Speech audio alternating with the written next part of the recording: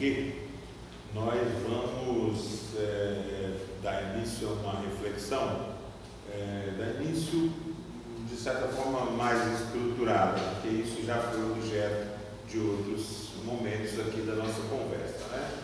Que é um pouco a discussão sobre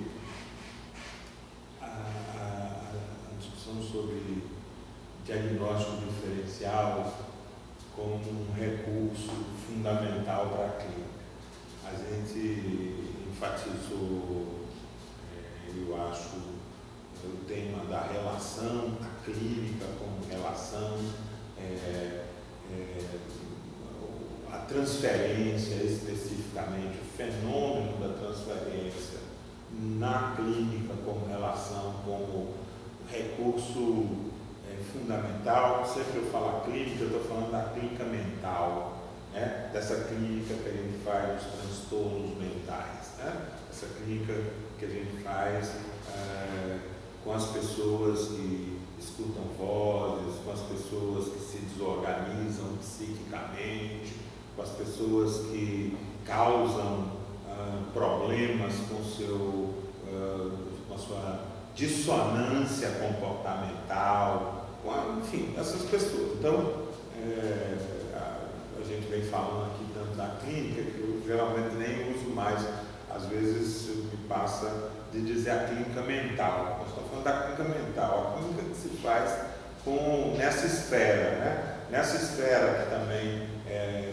durante muito tempo foi chamada da esfera da clínica, do campo da psiquiatria, né? Do campo do transtorno mental, do campo da doença mental, tem muitos nomes aí, mas aí a gente chama de clínica mental para não dizer que ela é psicológica, é psiquiátrica, é psicanalítica.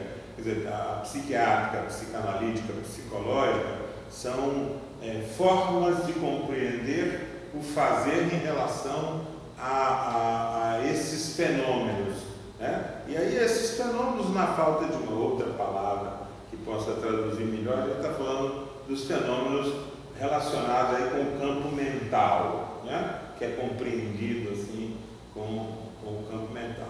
Então a gente falou da relação, falou da transferência, e hoje eu queria começar, já até toquei isso nas nossas conversas, nas nossas outras conversas, já tocamos nisso, mas eu queria que a gente pudesse, talvez, eu vou fazer um esforço de ser um pouco mais sistemático e organizado nessa reflexão, né? Nessa reflexão que enfim, ela compreendida, poderia ser rotulada como uma reflexão sobre o elemento da clínica diferencial, do diagnóstico diferencial.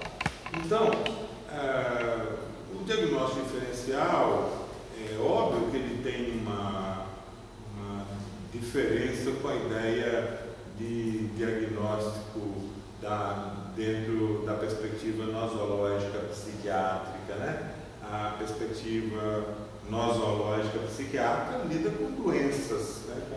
Com enfermidades, com nosologias, né? Com síndromes, com quadros, né? E que são considerados patológicos, né? Que são considerados doenças que devem ser tratadas, né? A clínica psicológica, ela de certa forma se afasta um pouco disso, mas não deixa de ter uma dimensão ortopédica, a ideia de que tem alguma coisa que não está muito certa e que deve ser corrigida, né? A ideia de desvio, que era uma ideia distúrbio do comportamento, né? A clínica psicanalítica, ela introduziu uma reflexão a partir das descobertas freudianas em torno da ideia de que não estaríamos lidando com coisas a serem corrigidas, com patologias, ainda que muito do Freud, né, sobretudo mais originário, ele ainda é um médico neurologista em busca de tratamento para afecções, para coisas que precisam ser esclarecidas para serem tratadas. Mas, de alguma forma, a nossa compreensão no cotidiano desse tema que leva a palavra diferencial está relacionada com o fato de que efetivamente nós lidamos com um tipo de situação de pessoas em sofrimento, e este sofrimento, essas pessoas em sofrimento com as quais a gente lida, seria bom que a gente pudesse ter uma melhor compreensão acerca do que as diferencia.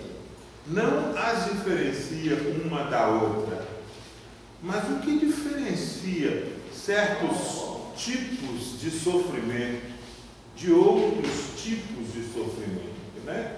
Então, a ideia da clínica diferencial não é tanto das diferenças individuais dos sujeitos, de cada sujeito, de um para o outro, né?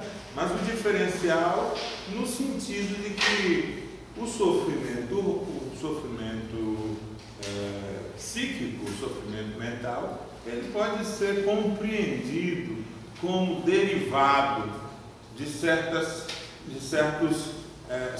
formas de ser, né? Então nós teríamos mais do que patologias ou mais do que doentes, nós teríamos certos modos de existir, né? Então, dessa maneira, desde a psicanálise, uma certa psicanálise, se avançou uma compreensão que muitas pessoas resistem muito a essa compreensão, porque é uma compreensão que fala de estruturas. Isso é de uma época, né, em que havia um forte movimento, as décadas de 60, final da década de 60 e o início da década de 70, havia um forte movimento intelectual, na França sobretudo, e este movimento, os expoentes Claude Lévi-Strauss, enfim, que trabalhava com a noção de estrutura, foi conhecido como estruturalismo. Estruturalismo como uma forma de compreensão do fenômeno social, o fenômeno antropológico e também o fenômeno psíquico, né, sobre a forma de que são estruturas. Então, mais do que os sujeitos, na verdade, os sujeitos derivam das estruturas. Algo mais grosseiramente, os sujeitos derivam das estruturas. Então, os sujeitos estão referidos a certas formas de estruturação, né? Isso teve uma grande importância na linguística do Saussure, teve uma grande importância na antropologia do Lévi-Strauss, teve uma grande importância na psicanálise do Jacques Lacan, né? E nós recebemos no caldo comum aí da cultura mental que nos alimenta, que nos informa, nós recebemos essas noções, né, que dizem que trata, que estabelece, que pensa a questão do sofrimento mental como derivado de formas de estruturação do sujeito, né? Então nós temos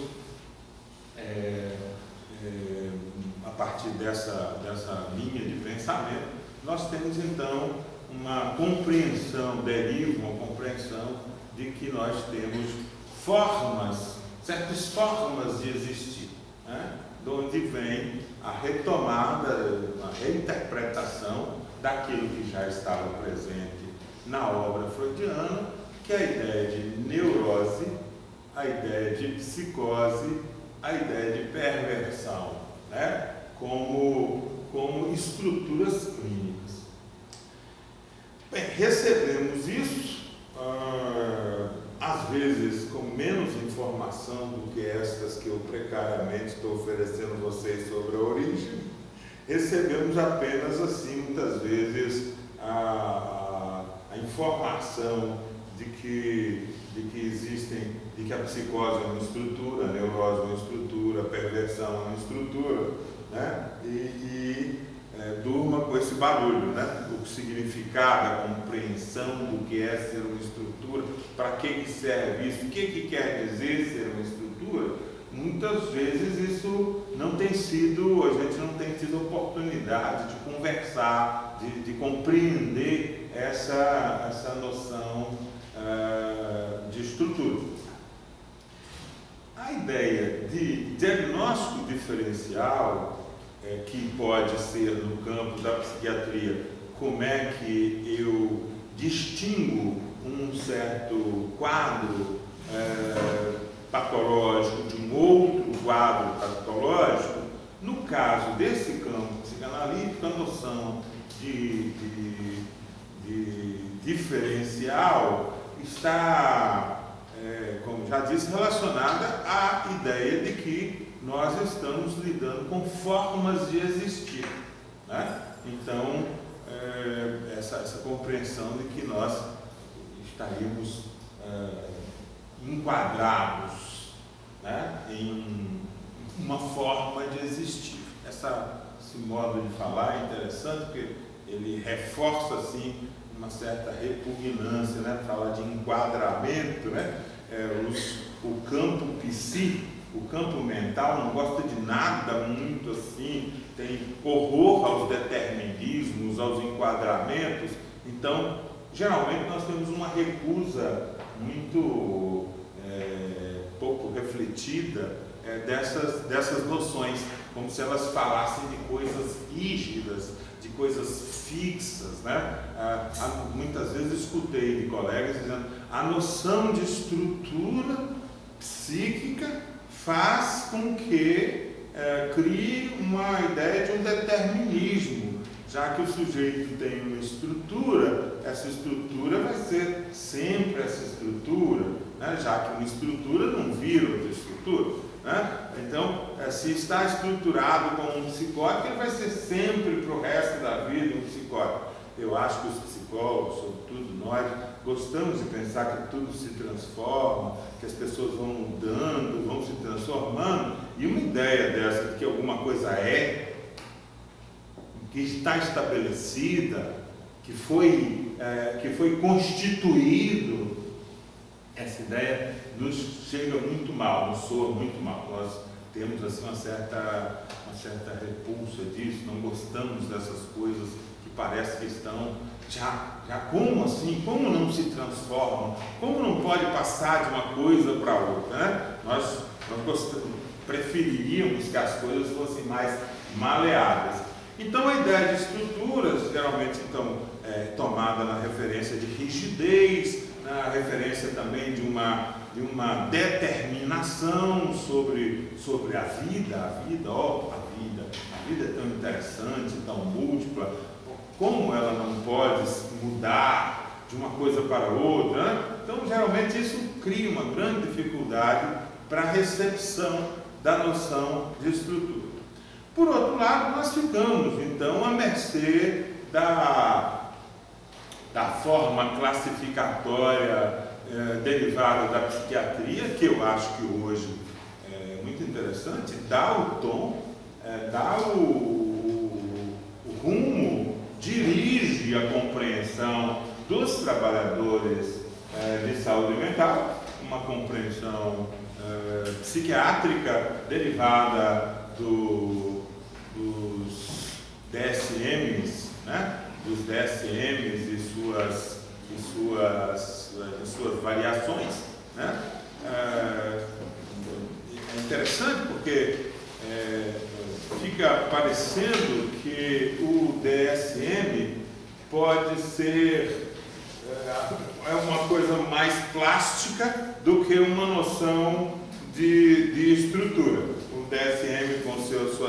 sua perspectiva classificatória, fica parecendo que ele é mais, já que ele tem uma variedade assim, né, de códigos, né, ele fica parecendo que ele é muito mais rico, né, porque ele tem uma variedade de códigos assim, para definir o sujeito, né, enquanto lá a noção de estrutura trabalha com uma coisa muito elementar, neurose, psicose, perversão, fica parecendo uma coisa muito, muito pobre para enquadrar a multiplicidade de formas, né, de expressão que o humano encontra de se produzir, né?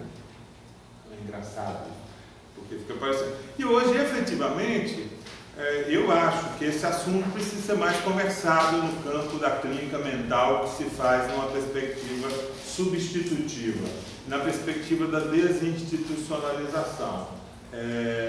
Por quê? Porque não dá muito, gente, para a gente poder trabalhar com as pessoas que chegam em situação de sofrimento sem que a gente tenha hipóteses estruturantes do que a gente acha que essa pessoa que está nos procurando, o que está acontecendo com ela. Hipóteses estruturantes da nossa suposição sobre que tipo de experiência está se apresentando para nós. Então, vejam, nós precisamos de ter uma tomada de posição em relação ao tema do diagnóstico. Né? Se a recusa, e aí eu falo sobretudo, vou enfatizar isso, sobretudo dos colegas psicólogos, que têm uma dificuldade enorme com essas ideias,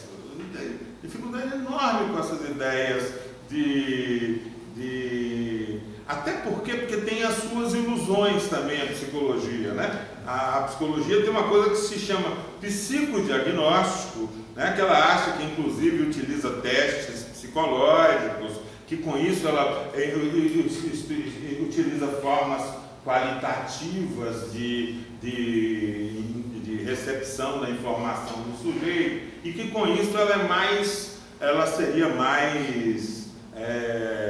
teria mais possibilidades de fato ter uma dimensão de compreensão, né? Não talvez mais dinâmica, menos rotulatória do que a perspectiva da psiquiatria, né? Então, eu estou com isso dizendo a vocês que nós temos uma contribuição que vem do campo da psicanálise, e eu acho que esta contribuição que vem do campo da psicanálise é a contribuição minoritária do ponto de vista da compreensão. Não que ela seja minoritária, que talvez até, se for fazer um censo entre os trabalhadores dos nossos CAPs, possa ter até uma certa simpatia, mas aquilo que vem da psicanálise, que eventualmente ganha simpatia, não se traduz efetivamente como uma compreensão, ou pelo menos nas oportunidades que tive de sentar com os colegas para discutir casos, para discutir dinâmicas do funcionamento dos serviços, dinâmica de abordagem dos profissionais em relação a certos casos. Essa compreensão não se expressa.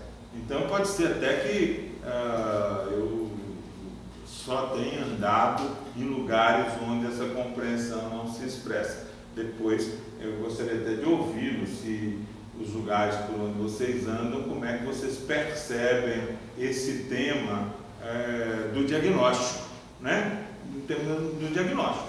Então, mais do que afirmar uma perspectiva, é preciso dizer que para que a gente tenha uma boa conversa entre profissionais no campo da clínica, é preciso que a gente tenha certa explicitação dos paradigmas com os quais a gente está lidando, né? Que a gente possa explicitar um pouco mais os paradigmas que a gente lida para, por exemplo, estabelecer de que se trata aquele tipo de sofrimento, né? De que se trata o sofrimento que se apresenta, né? Então nós precisamos de construir uma forma de compreensão acerca desse tipo de sofrimento, para que a gente possa melhorar a nossa comunicação.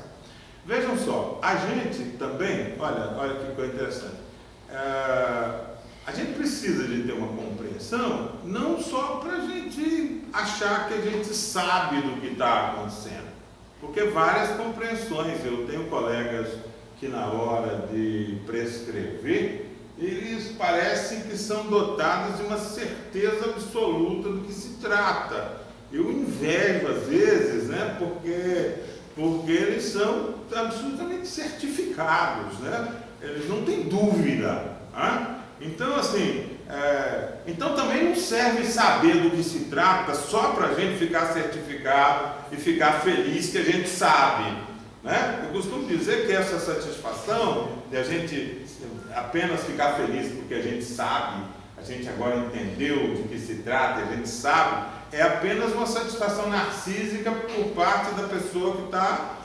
supostamente diante de um desafio, né? Ele afirmar um conhecimento sobre o fenômeno que se apresenta, né? Alguns falam, está na cara, é claro que é isso, não vê? Isso, tem isso, isso. Então, não tem dúvidas de que é isso. E aí nós passamos a tratar, né? É interessante, tem também aqui, vocês no CETAD devem ouvir, eu escuto muito sobre o psicótico. É uma entidade, né? Uma entidade sobrenatural que chama o psicótico, né? Então assim, o psicótico é assim, mas você não viu? Ele tem isso, olha a rigidez afetiva, é psicótico, quer dizer, onde o sujeito com seu comportamento confirma, né? Tudo que ele faz serve para confirmar que de fato ele, mas também escuto muito, já estou aqui numa casa onde o tema da drogadição dá direção aos interesses, escuto também muito falar sobre outra entidade ficcional chamada o drogadito, o toxomano, o toxicômano, né? Que é mais toxicômano, né? A toxicomania, o toxicômano é assim, toma cuidado, porque o toxicômano, ele quer fazer isso com você, cuidado com aquilo, quer dizer assim. Então é interessante que essas entidades, tal como elas têm sido veiculadas e têm servido no serviço, a ideia de diagnóstico, é para a contraclínica, né? Então elas são ideias que servem muito mais a uma contraclínica do que a qualquer ideia que a gente possa fazer sobre clínica como relação, né? Ela, na verdade, são entidades, como eu disse, que ancoram, serve de ancoragem, âncora, para as nossas fantasias, para as fantasias dos sujeitos que têm fantasias, né? Eu espero, nesse momento da vida, não ter tantas fantasias, mas eventualmente algumas, né? Mas dos sujeitos que têm fantasia. As fantasias são ancoradas. Então a ideia de diagnóstico, a forma como as palavrinhas que são usadas para o diagnóstico têm circulado, elas dizem muito mais respeito aos mecanismos de defesa dos profissionais frente à profunda ignorância sobre o que se trata com esses sujeitos, sobre o que se trata da experiência desses sujeitos, e uma forma de sedar esta ansiedade que desperta a ignorância é produzir esses jogos semânticos que são inabilitantes para a clínica. Então, vou dizer para vocês que eu fico muito preocupado, porque eu falo que a reforma psiquiátrica vive um impasse. Esse impasse é no campo da clínica, é no campo da orientação para o fazer clínico, e acho que um dos sintomas importantes dessa confusão, dessa desorientação, está localizada no tema do diagnóstico. Do que é o diagnóstico? Para que serve o diagnóstico? que significado tem o diagnóstico, né? Então eu convidaria, não fosse expor mais o que vou expor, convidaria só essa preocupação. Acho que é uma preocupação justa, válida, importante, que a reforma psiquiátrica, sobretudo a reforma psiquiátrica de uma perspectiva substitutiva e desinstitucionalizante, deve estar preocupada em como produzir algum tipo de orientação para a ação clínica dos milhares de pessoas que trabalham. Para além dessa coisa pobre das escolas psicológicas, psicoterápicas. Aliás, eu falo assim, fica parecendo que eu estou explicando com meus colegas psicólogos, para além dessa coisa pobre das escolas psicológicas, é porque as escolas psicológicas foram produzidas, as escolas psicológicas, deveria ser mais rigoroso dizer assim, as intervenções terapêuticas derivadas das escolas psicológicas que foram produzidas, elas foram intervenções terapêuticas que desconheceram absolutamente a realidade da psicose. Então, já falando nos termos que pretendo tratar com vocês, dizer assim, as escolas psicológicas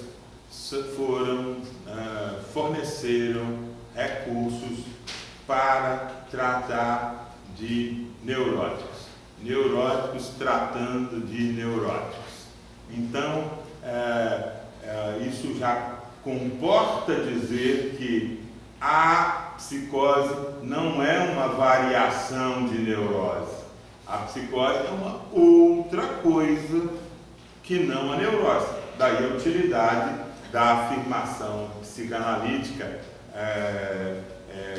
que trouxe originalmente, que fala das estruturas existenciais, que fala da perversão, da psicose e da neurose, para dizer, olha, a neurose, a psicose não é uma derivação da neurose. A psicose não é uma derivação da neurose. Ou seja, não é sendo neurótico que aí um dia vai acontecer uma coisa comigo e eu vou ficar psicótico. A psicose não é um evento que vai acontecer como resultante de alguns fatores sociais que a pessoa está vivendo, de algumas crises, de algumas pressões, e de repente a pessoa era neurótica e vai ficar psicótica. Né? Eu estou falando assim, mas eu acho que tem muita gente que pensa dessa maneira que eu estou dizendo. Tem muita gente que entende que efetivamente as pessoas estão funcionando na sua vida, papapá, e de repente, né, elas fazem uma passagem à psicose. Né? Inclusive a palavra que ajuda muito essa confusão é a ideia de surto psicótico. Né? Que fica parecendo que a pessoa era neurótica, bem normal, vai vivendo, papapá, aí de repente, aí ela desiste de ser neurótica, ou afrouxa a neurose dela e tem um surto psicótico. Essa ideia é problemática, por quê? Porque também ela conduz a ideia de que, sabe, um sujeito pode ter um surto psicótico e daí depois ele pode voltar a ser neurótico de novo. Né? Então, quer dizer assim, fica como um conto de carochinhas, né? É um conto de carochinhas psicológico acerca da experiência do sofrimento psíquico e da natureza do sofrimento psíquico. Né? Fica parecendo que todos nós somos capazes. Então, assim, todo mundo pode ter um surto um dia, pode acontecer com todas qualquer um pode ficar louco. Eu não concordo com isso. Né? Eu aprendi uma coisa lá no começo da luta antimanicomial, aliás, foi muito importante existencialmente para mim.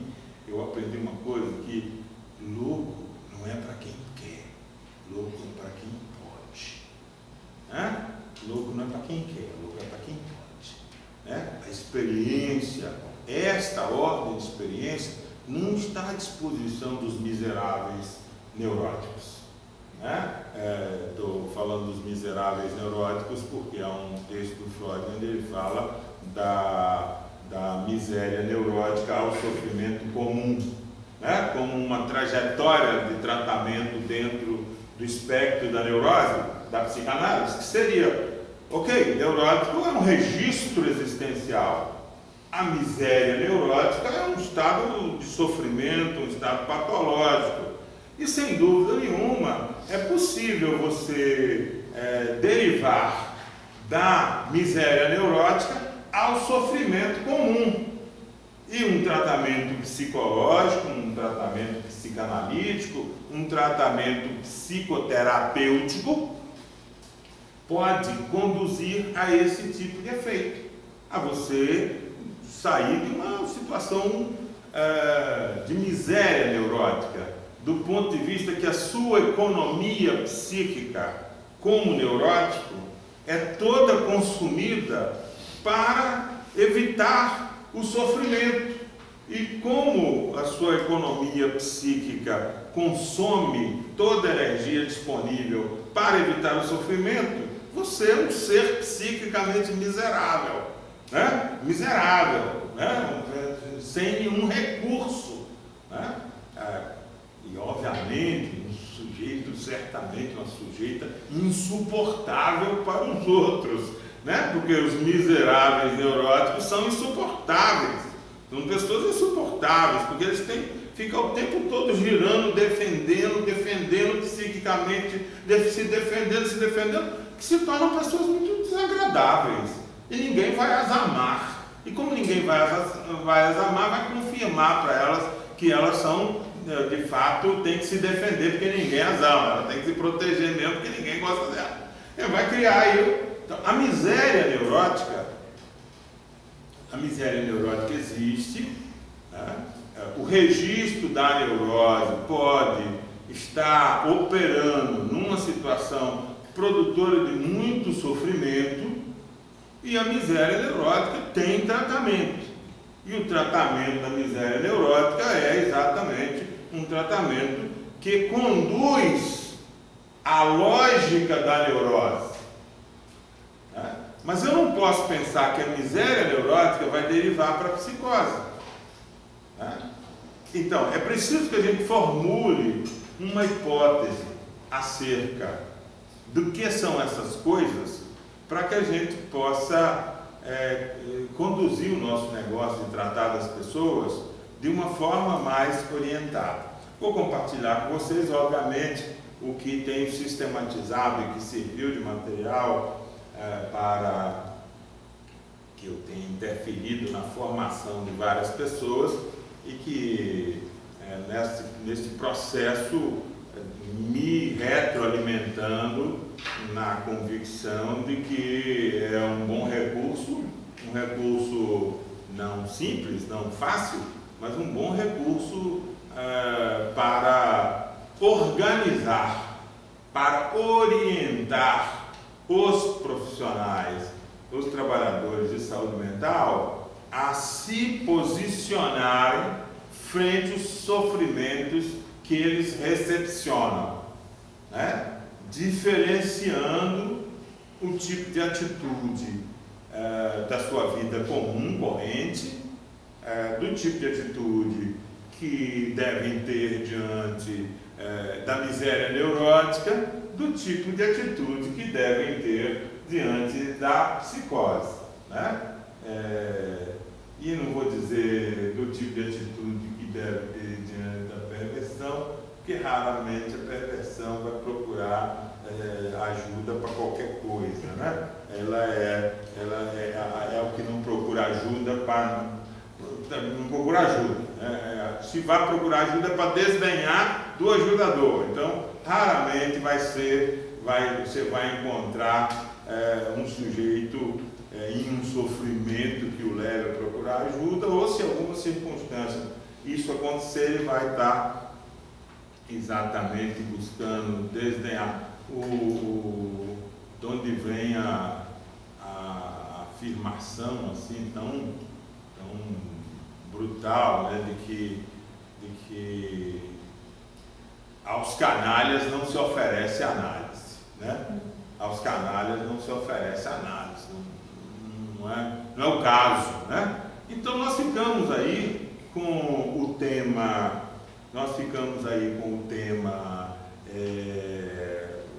colocado, que é o tema de uma compreensão acerca da psicose e como aquilo que é distintivo. Eu diria para vocês assim, correndo o risco de estar correto, que certamente a relação que vocês, todos nós que estamos aqui, temos com a psicose, seria uma relação de absoluta ignorância, né? Então, diria para vocês, eu levantaria minha mão e daria meu primeiro testemunho. Eu quero declarar que eu sou uma pessoa, depois de tantos anos trabalhando com isso, eu me declaro uma pessoa ignorante em relação à psicose, né? Então, essa condição seria a condição fundamental para a gente começar a se aproximar, né, da psicose e se interessar da psicose, né? Seria de que a gente... Eu não disse que eu não tenho nenhuma hipótese sobre a psicose. Eu tenho 2 ou 3. Eu disse que eu sou ignorante em relação à psicose. Eu ignoro a psicose. A psicose é um registro de experiência a qual eu não tenho acesso. Eu não sei como é o funcionamento psíquico de um sujeito psicótico. E não saberei jamais. Não saberei jamais. Tudo que consigo saber sobre funcionamento psíquico é sobre o funcionamento psíquico no registro da neurose.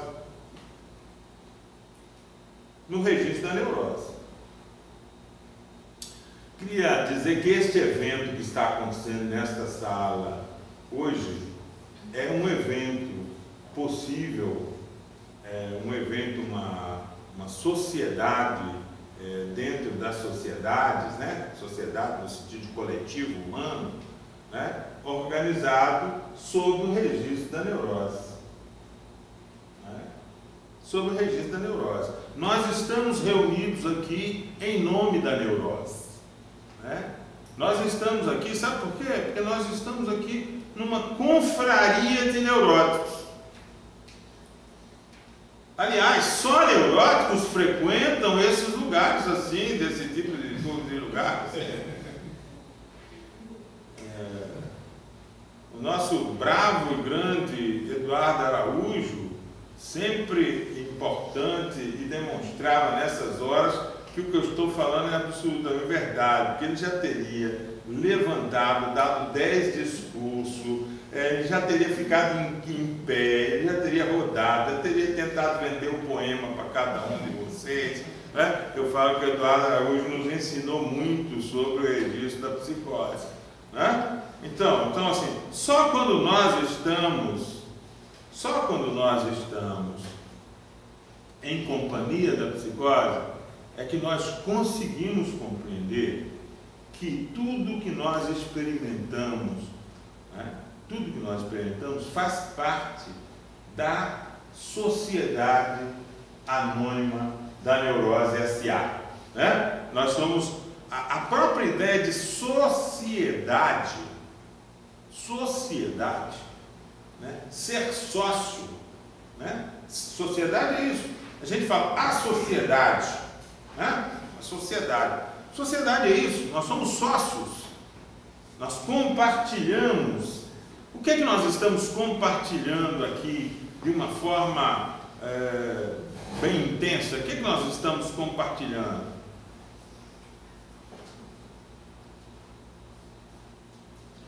Palavras, palavras, palavras. Nós somos sócios.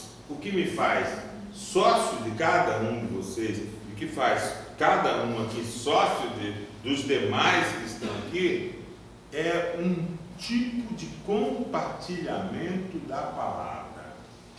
Nós somos sujeitos que compartilhamos palavras sobre uma determinada modalidade de compartilhamento.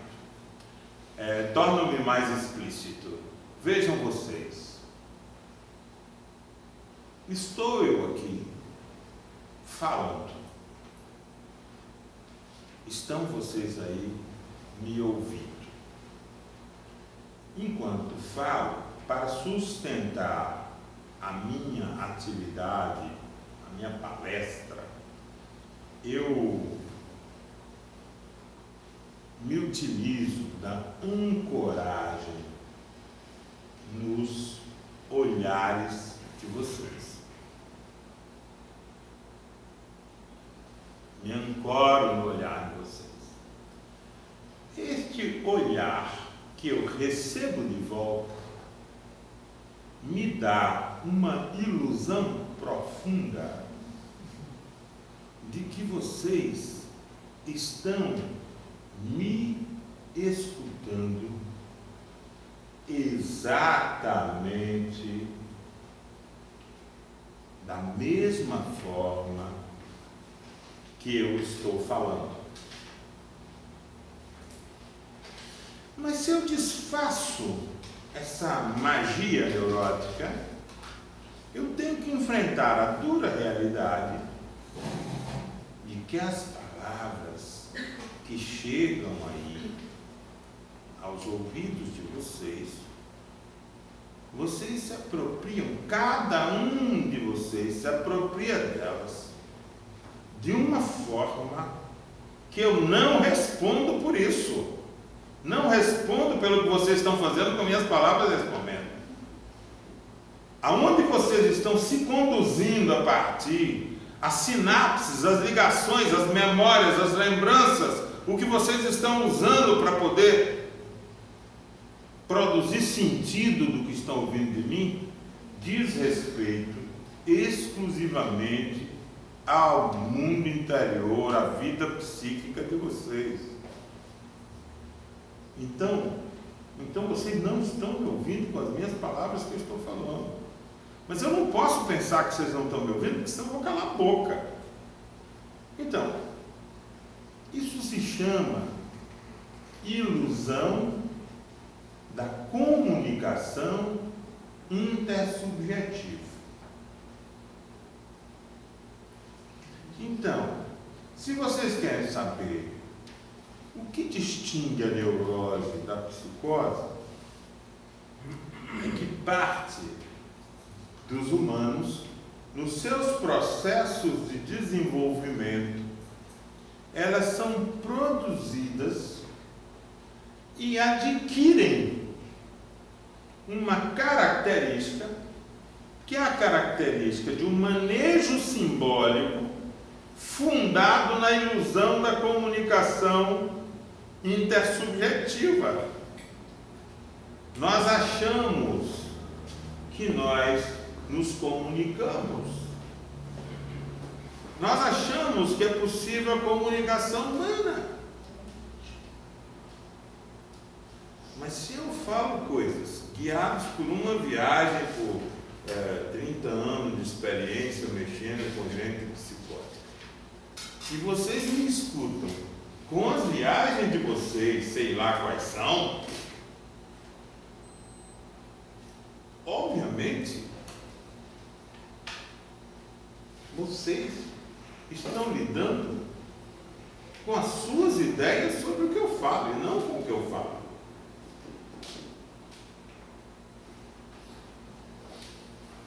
Nós não tivemos aqui até agora nada senão a experiência de cada um lidando com as ideias que tem acerca do que eu falo. Certamente vocês não estão lidando com o que eu estou falando. Vocês estão lidando com as ideias que vocês fazem, afetados pela minha palavra.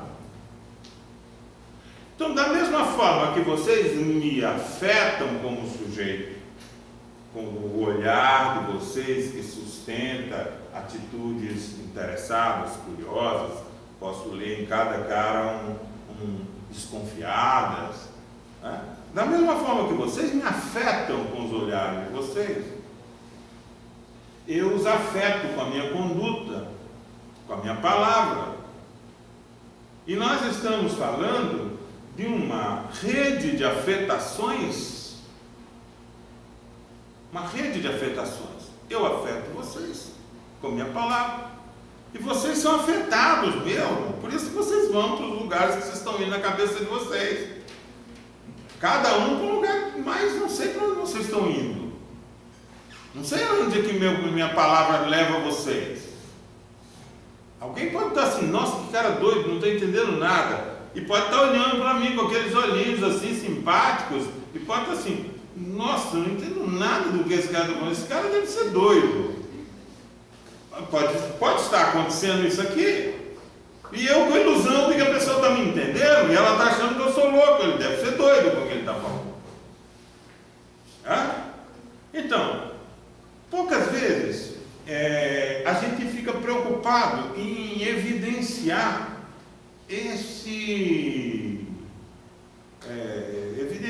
demonstrar um pouco o registro da neurose. Mas a autoconsciência da neurose, enquanto estrutura psíquica, é fundamental para alguém que quer tratar de pessoas. Não pode ser uma blague dizer eu sou neurótico. É preciso mais para a população comum aí, ela pode dizer eu sou neurótico. Eu sou neurótico, todo mundo é neurótico. Eu sou muito neurótico. Pode dizer para as pessoas dizerem assim, eu sou neurótico. Mas para nós que tratamos de gente, que sofre, de gente que está desorganizada psiquicamente, para nós precisamos de dar, isso precisa de ter uma outra consequência. A autoconsciência da neurose significa um esforço de autopercepção dos seus modos, dos seus registros de funcionamento psíquico. É se dar conta que você funciona psiquicamente. E que neste momento aqui, eu não tenho receio de errar, dizendo assim, está todo mundo trabalhando psiquicamente. Até porque eu estou jogando lenha na caldeira do funcionamento psíquico. Pensar sobre essas coisas não é uma coisa simples, fácil. É uma coisa inquietante. Não sei se vocês estão percebendo, eu estou percebendo a inquietação. Em mim e em vocês. É inquietante você pensar no seu próprio funcionamento psíquico. Que você tem um funcionamento psíquico. Mas nós precisamos de conhecer melhor. Nós precisamos de reconhecer o nosso funcionamento psíquico. Nós precisamos de reconhecer que nós funcionamos psiquicamente. De que ser sujeito significa ter um funcionamento psíquico. Nesse sentido, se eu quero ser uma pessoa que trato de pessoas, eu tenho que mudar um pouco a qualidade da minha percepção sobre o que sustenta a minha ontologia. Porque o funcionamento psíquico que nós produzimos fundamentalmente, ele está relacionado com a sustentação, autossustentação ontológica. Qual é o mote do funcionamento psíquico? Sustentar que você é você. Aliás, essa é a ideia de ego. Essa é a ideia de ego. Não um conceito externo, ego. Uma coisa que tem lá na teoria. Não é ego. Ego, o que é ego? Ego é isso que em mim trabalha para dar sustentação à minha existência. Como alguém que posso vir sentar aqui nessa cadeira e falar para vocês sobre funcionamento psíquico. Por quê? Porque não é qualquer um que pode vir aqui sentar aqui na frente e falar sobre funcionamento psíquico. Supõe que alguma coisa me constitui, e essa questão como curiosidade, como intrigante, e todas as leituras e todos os encontros e tudo isso, que me estrutura como essa possibilidade. Para além de que eu sou um professor aposentado, para além dessa história, dessa narrativa, é o que me sustenta ontologicamente no ato de estar diante do outro. Essas operações são operações bastante corriqueiras. É estranho que elas sejam tão estranhas para nós, que elas sejam tão banais, no sentido de corriqueiras, e que elas sejam tão estranhas para o nosso pensamento, para a nossa reflexão.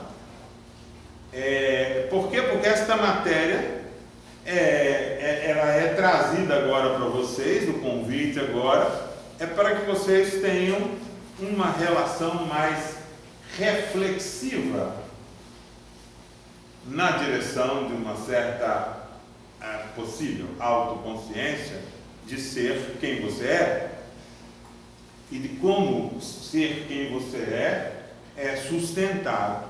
Então, eu vou ficar